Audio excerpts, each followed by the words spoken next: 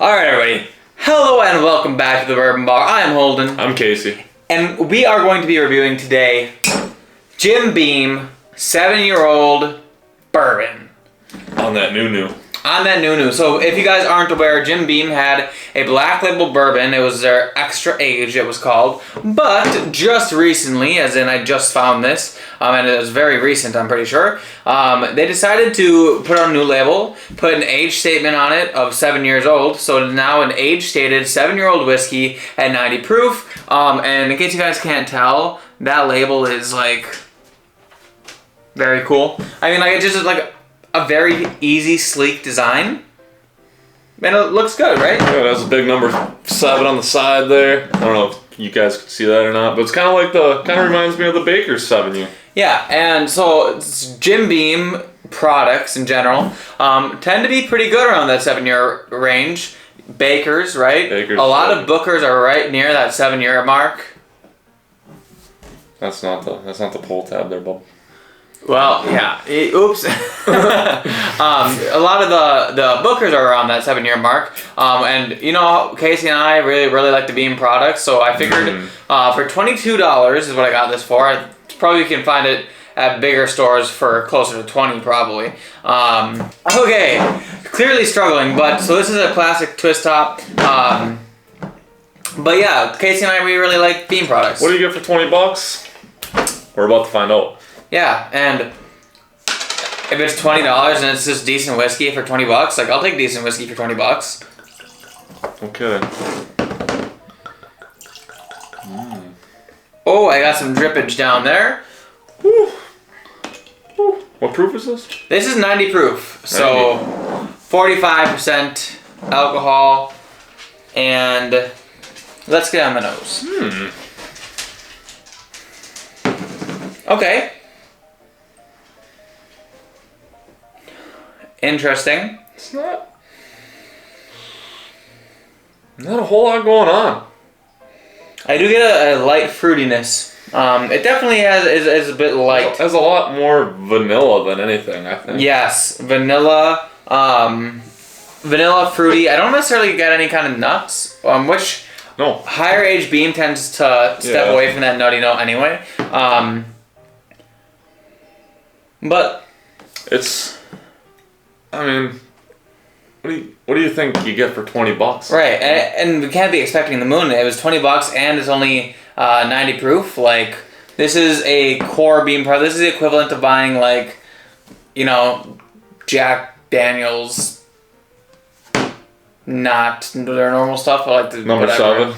Yeah, well, like, I don't know Jack Daniels, but I do know that it smells nice. It smells fine for 20 bucks. a 90 proof. It actually smells more proofy than 90. Yeah, it actually does have a little bit more body than you typically expect from a 90 proofer.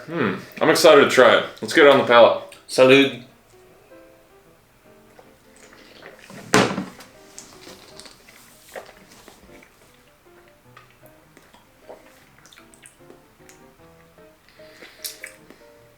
Up front, meh. I feel like the finish kind of offers a little bit more. I think mid palate offers more than the finish. Maybe not. Think so? Or I don't know. mid to late palate, I Yeah. should say. I just up front, I wasn't really feeling anything, but kind of once I got it in my mouth and I was swallowing it. So yeah, you're right. Closer to mid to end of the palate. Not necessarily the finish. The finish isn't really offering it, but that back end of the palate for me, I think, is where it's coming across. You get a little bit of like an oakiness in there, which is nice, and like a sweet kind of like brown sugariness, I think. I agree. Very thin, I think. Yeah, for sure. But 90 proof. We've been drinking too much good whiskey.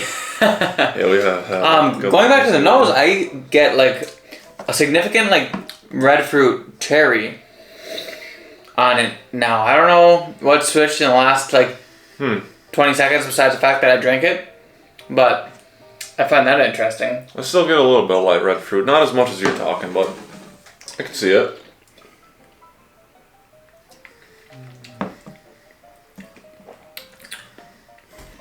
It almost kind of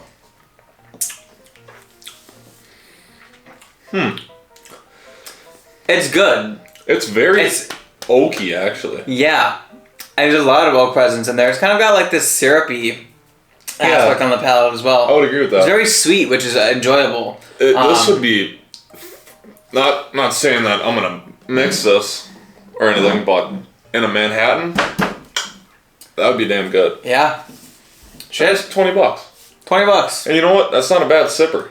This would be great in a blind against like Turkey 101, Old Granddad, Early times, those $20 cheap bottles that people love to get.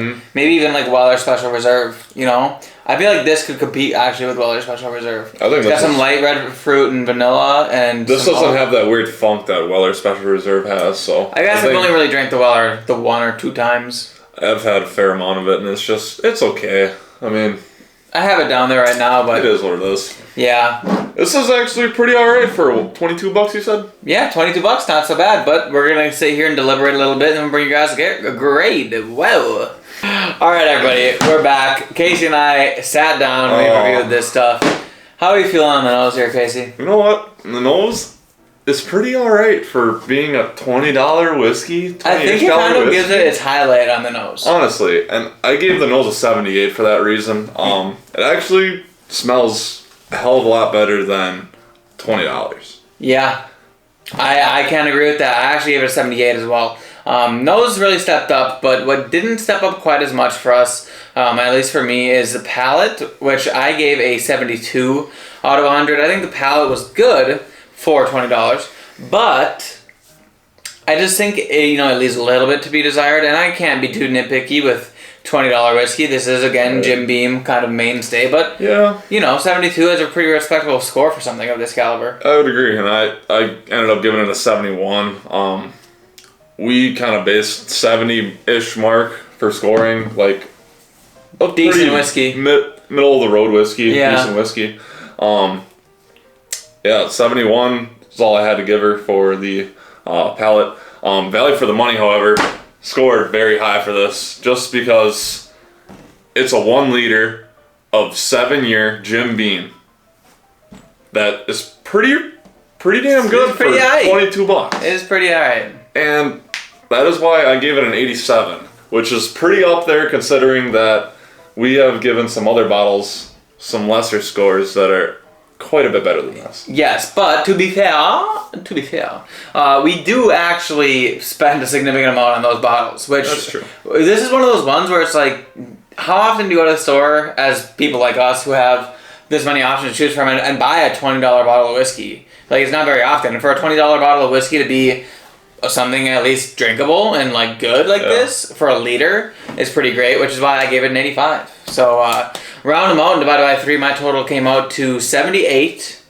And I hedged you by 1 with 79. Yes, indeed.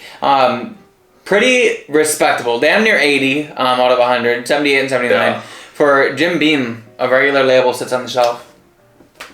Honestly, I'm kind of surprised. I've never had any of the just regular everyday offering of Jim Beam other than a mixer. Yeah. But this would consider